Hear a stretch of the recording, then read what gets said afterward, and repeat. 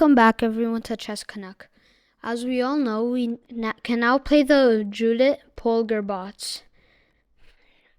And as you see, these bots, I'm only going to be playing the Judit Polgar, the adult version with the rating of 2,735. Now you're probably thinking I'm going to be get absolutely demolished. So I'm going to make it more fun. I'm going to have Chatgpt play Judit Polgar. So we have the game here. Judit Polgar is playing as white and Chatgpt as black. So we have e4 taking control over the center. We have c5 playing the Sicilian. We have knight f3. Now we have d6. We have d4 controlling the center, trading off the pawns. And we get the trade, but instead of taking with the knight, Judit Polgar decides to take with the queen. Now we have knight c6 attacking the queen. Alright, now we have bishop to b5, pinning the knight to the king so the knight can't take. Now we have bishop to d7. Well, the thing is here, at this position, Chatgpt said this is bishop to b5 check. So Chatgpt thinks that this knight doesn't exist, which is why Chatgpt brought in the bishop to prevent the check. Now we have a trade. We have knight c3 controlling the center. Now we have knight f6 also controlling the center. Now we have bishop g5 probably trading. Now we have e6. Now we have castles long. And then we have bishop to e7 getting ready to castle, bringing in your knight, going for this fork if the queen wasn't here. Now we have rook e1, putting more pressure on the pawn, pushing it up, get a little trade. And we have castle short from Chatgpt. Now, Judit Polgar brings the queen down to d2.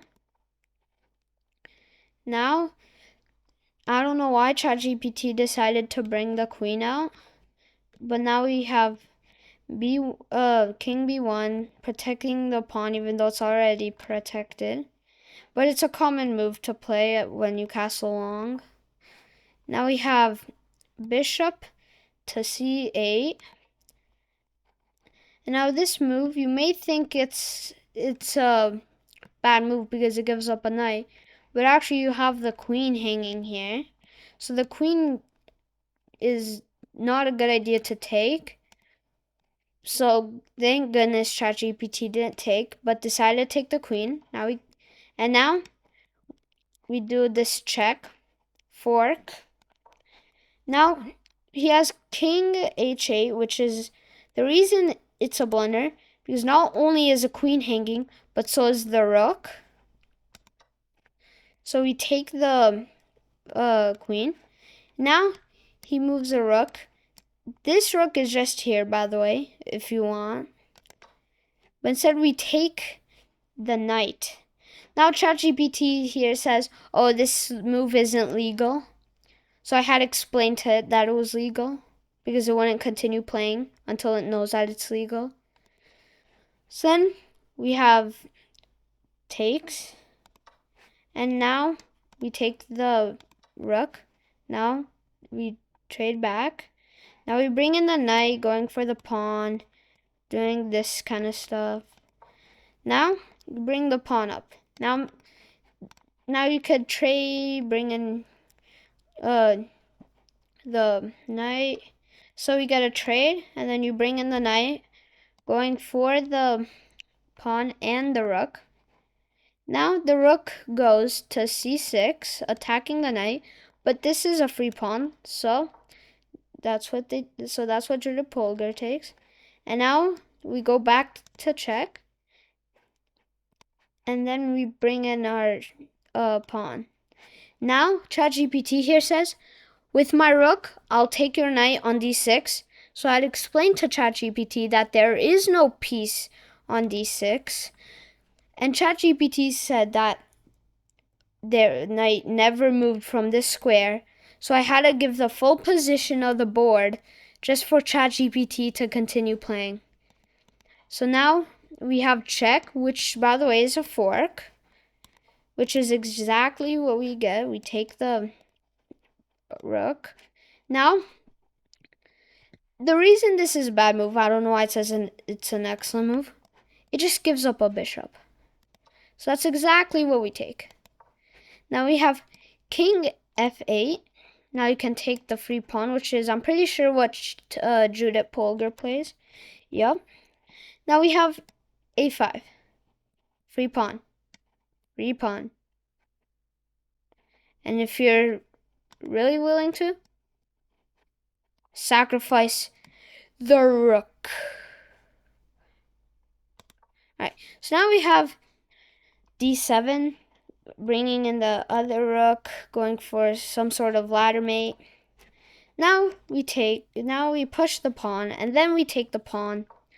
Now in this position, reason that they moved the h6 is because Chatgpt said, okay, you take my pawn, I'll move my pawn to a3, which first of all is illegal. Second of all, this move is not even a good move. You could have at least brought it even more. So here, it's a good move because you can bring check, and then the king comes like here, and then you just push up your pawns, get a queen, and then it's mate. So now Chatgpt pushed the pawn. Now we take the pawn, and here again Chatgpt says, okay, with my pawn on f5, on f6, I'm going to take the rook on e5. So I had explained that the move before he just moved the pawn. Alright, so now we have king g8, and now we have mate. It's a forced mate either way, even if Chatgpt didn't move it, it's still forced mate. So that's the end of the game. Don't forget to like and subscribe if you want me to deal with Chatgpt again. See you in the next video.